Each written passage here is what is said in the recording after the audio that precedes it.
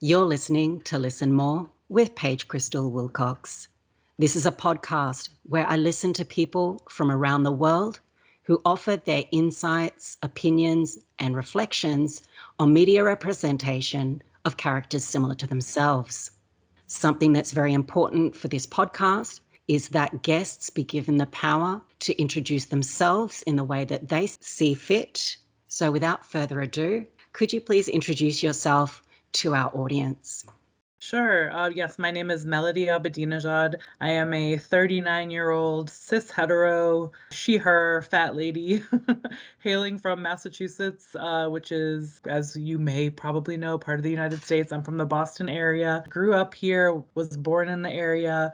Never thought I'd still be here as an adult, but here I am. I spent college in Baltimore, Maryland, so a little bit, not terribly far, but a little bit of a distance away. Did a junior year abroad in Italy and Paris, Bologna, Italy, and Paris, France. So have done a lot of traveling. So somewhat of a worldly person because of that, but also because of immigrant parents and an immigrant sister from Iran. So growing up kind of bicultural as well, I would say. But that's probably the best introduction for the personal side of me. And then I guess on the work side, an item of interest is that I work as a diversity and inclusion manager. So I kind of deal with these issues every single day. I was very excited to speak with you with that perspective. I appreciate that you just have different insight to, say, a regular person not involved in that kind of work. In terms of media representation, when you see certain characters depicted in fiction or non-fiction, could you confirm what kind of media you would like to focus on? Certainly. I think for me, I know I take in television the most and then to an extent movies. So probably visual media is more where I have some, at least from a viewership perspective, expertise. What aspects of your identity is it that you would like to speak about today? Yeah, I think obviously there's many aspects to all of our identities, but for me, I think, as I mentioned earlier, I'm a fat lady, and I don't mean fat like kind of chubby. I mean like 300 pounds fat. And I've been fat my whole life because I have a hormone disease called polycystic ovarian syndrome.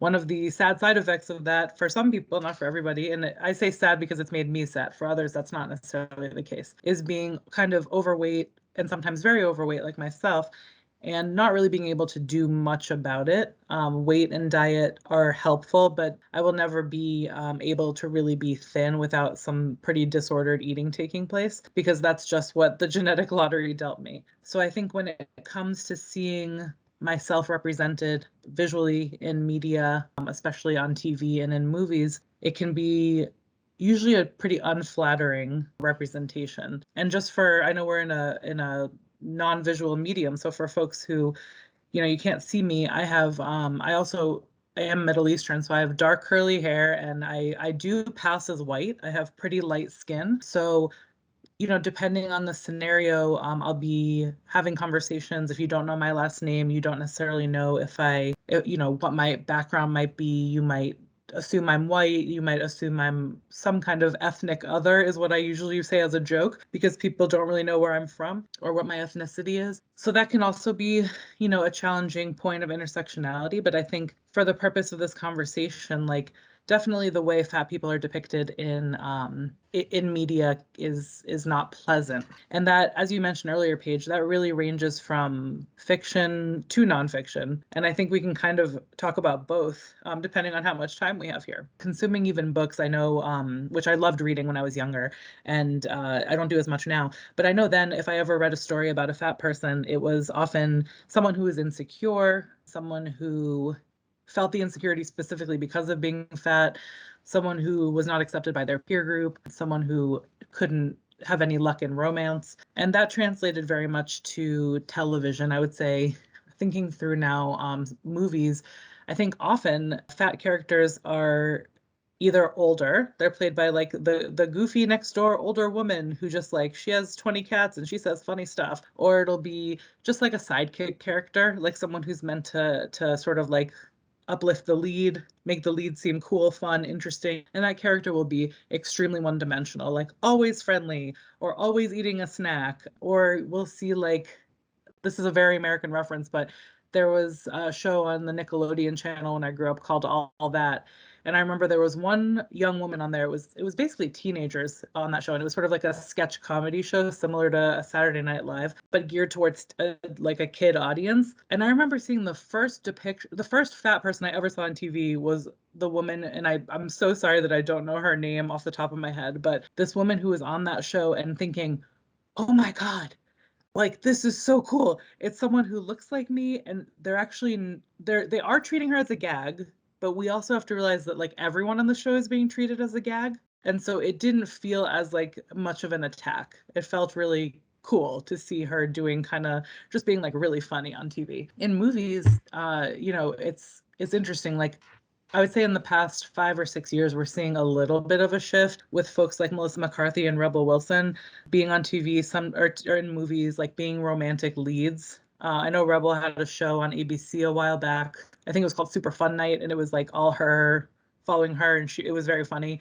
And even that, I just like took it in with fervor. I was so excited to see someone who wasn't just like super skinny as like the lead of a show. And Melissa McCarthy, of course, like she also is often a funny character, but she's also a comedian, a hilarious person. So it's sometimes, but I think part of that is also thinking like associating fat people with being really funny, which like in this conversation, I'm not being funny, but in my regular life, I'm quite known for being like cracking the jokes at the right times in conversation. And sometimes I look back and I'm like, did I do this because I thought I should? Or is this who I am? Like, I don't even know anymore, right? I wonder if like like I was secretly sort of like a wallflower and maybe just didn't turn out, it turned out a different way because I had to stand out in some way. So sort of like on the fiction side, I would say that's the depiction. It's not great, but there are moments that shine through. On the sort of like reality-based side, it's much tougher being a fat person.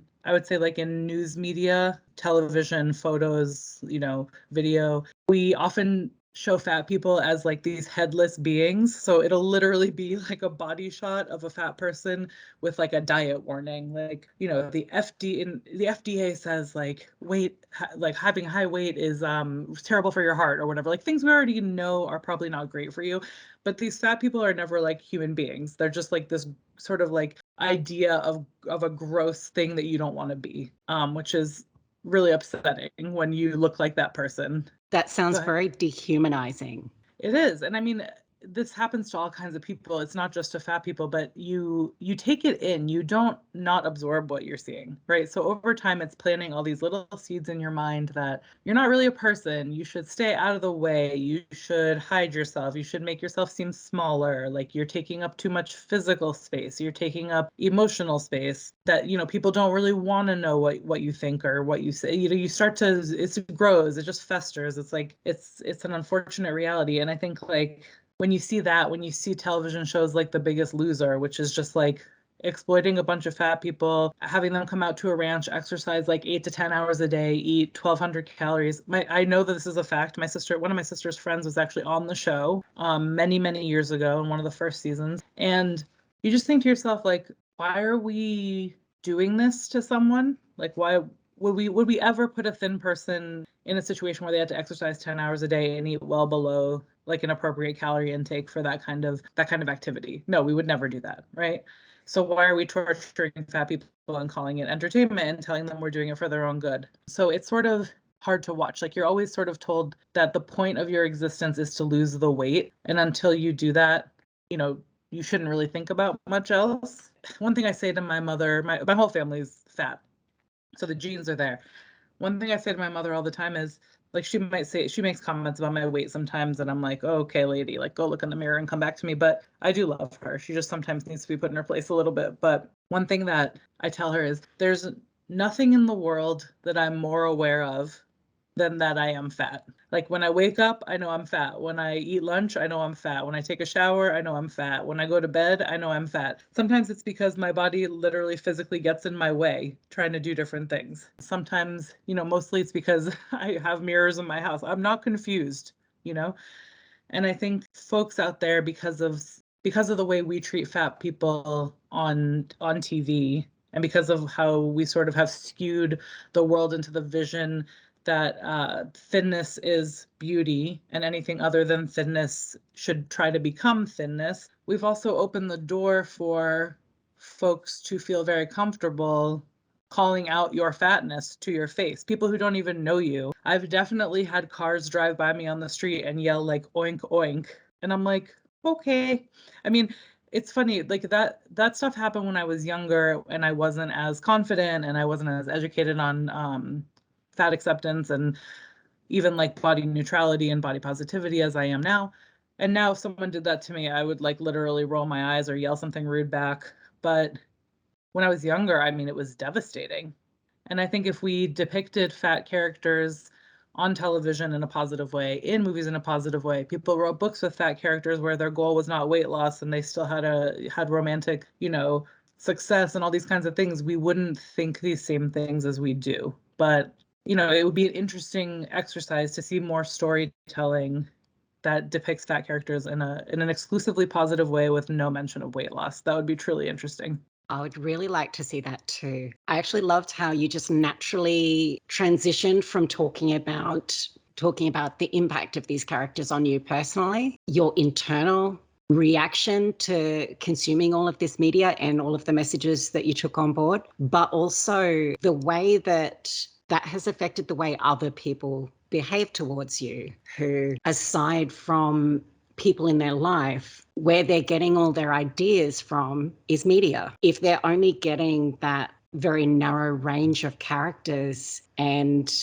that narrow range of representation, even in nonfiction and with shows that, like The Biggest Loser, that's such an insulting title. Absolutely. It's so gross. I mean, it's gross on every level. Do you think that one of the main things we need to address is to create more content so that there's more variety? Or do you have any other ideas around that? Definitely. Yeah. I think more variety of content across any aspect of diversity is really important, including body diversity. And that's not just by what I'm talking about, which is essentially sizeism, but also talking about, the many myriad ways that we can look different from one another, or our bodies will be different from one another. Now, of course, the representation would be really helpful.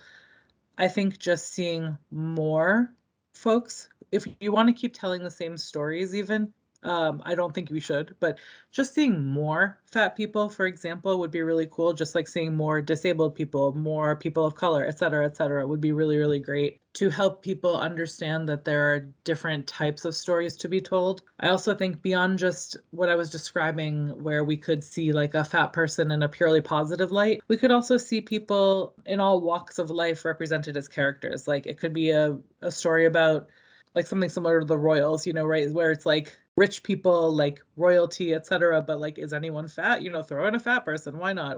And they can't just be like the help in the house, like have them be at a certain level, whether like a high socioeconomic status, show somebody at a low socioeconomic status. Like it doesn't matter. Show all these different possibilities, because truly everyone can be anything, and that's how the world is, but we're not showing it.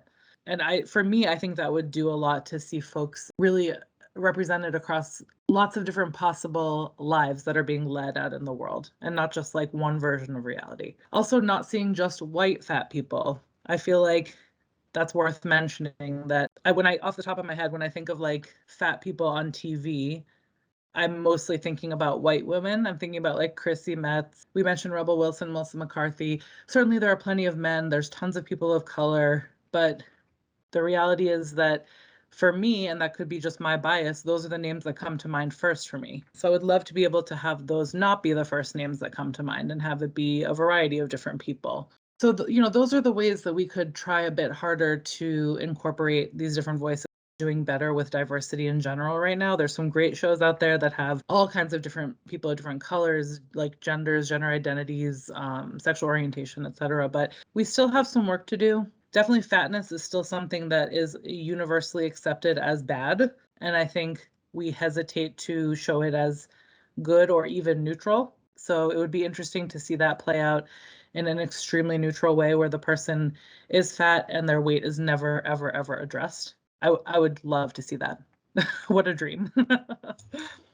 In terms of writers or producers, actors in this specific case, do you have any advice on how character creators can go about adding some of these characters in? Are there any resources? Are there any types of research that you feel would be healthier than others? Definitely. I think the first thing folks can do is educate themselves. There's so much information now on the fat acceptance movement, body neutrality, and body positivity, which I think are very different things and both very valid. I think read about those, spend some time, talk to some fat people. Everyone knows somebody fat. If you don't, make some friends. Talk to them in a genuine way.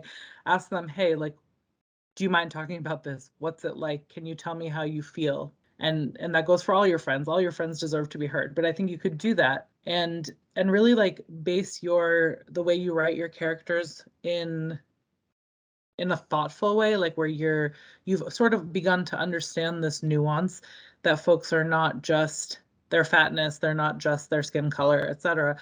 You've been listening to Listen More with Paige Krystal Wilcox. If you or someone you know would like to be a guest on this podcast, head to my website, paigekrystalwilcox.com, and don't forget to subscribe and share.